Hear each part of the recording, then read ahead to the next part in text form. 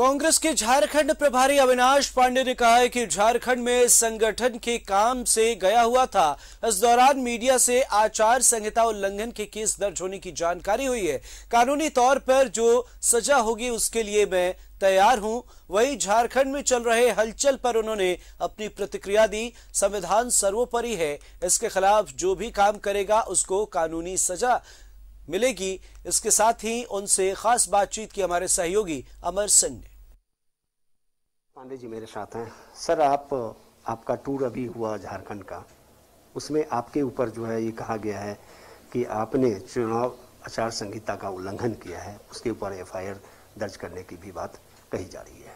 अमर भाई, मैं कांग्रेस का एक सामान्य कार्यकर्ता हूं और इस देश का एक सामान्य नागरिक जो कानून और व्यवस्था पे पूर्ण विश्वास रखता है।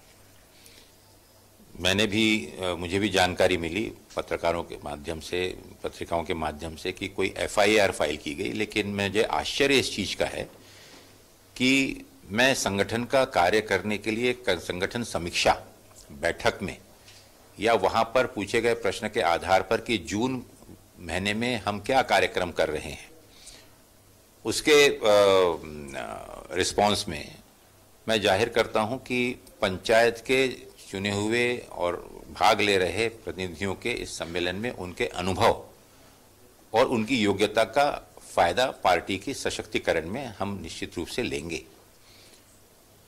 ये मुझे भी समझ में नहीं आया कि किस प्रकार से आचार संहिता का उल्लंघन या किसी प्रतिबंधित व्यवस्था जो 2 कलमें लगाई गई हैं, और मैं स्वयं लॉ का विद्यार्थी हूं और थोड़ा बहुत पीपल्स रिप्रेजेंटेशन एक्ट का थोड़ा बहुत अध्ययन जो मुझे है, मेरी जानकारी अनुसार, उसमें किसी प्रकार से इन 2 व्यवस्थाओं का उल्लंघन हुआ है ऐसा मुझे तो प्रतीत नहीं होता। लेकिन जिस प्रकार से पूरे देश में और उसमें झारखंड भी अछूता नहीं है कि प्रशासनिक व्यवस्थाएं जांच पड़ताल कर कर ही अगर उनने इस प्रकार की एफआईआर की होगी, ऐसा मुझे विश्वास है।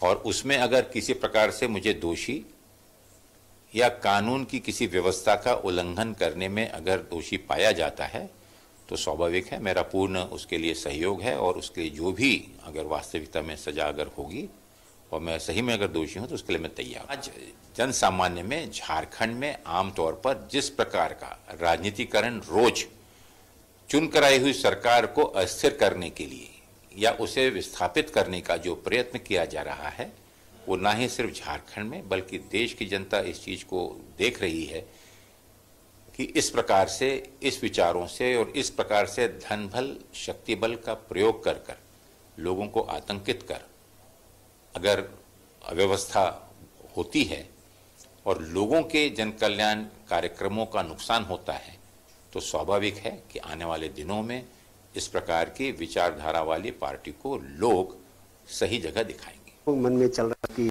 जो राज्यसभा के चुनाव होंगे उसमें क्या होगा, क्योंकि कांग्रेस पार्टी की बनती है या नहीं बनती है। कांग्रेस के नेता और जेएमएम के नेता तमाम लोग चिंतित हैं इसके, क्योंकि आला कमान की ओर से इसके ऊपर से कोई सफाई नहीं दी गई है। देखिए, बहुत स्पष्ट है कि कोलिएशन की सरकार है और कोलिएशन का जो हमारा जो बहुमत है उसके आधार पर राज्यसभा के चुनाव जब घोषित होंगे तो उसका एक उम्मीदवार निश्चित रूप से बिना कोई संदेह के चुनकर आएगा। और हमारी कोशिश है कि गठबंधन के साथ में आपसी बातचीत कर तय करेंगे, जो भी तय होगा आपसी समन्वय से और चर्चा करके ही होगा। और स्वाभाविक है कि पिछली बार जेएमएम को मौका मिला था, तो इस बार गठबंधन की ओर से कांग्रेस को मौका मिलना चाहिए, और मुझे उम्मीद है कि इस पर सकारात्मक निर्णय गठबंधन के सभी सहयोगी मिलकर लेंगे। ये थे अविनाश पांडे जी। दिल्ली से कैमरामैन शशि के साथ अमर सिंह, न्यूज़ 11 भारत।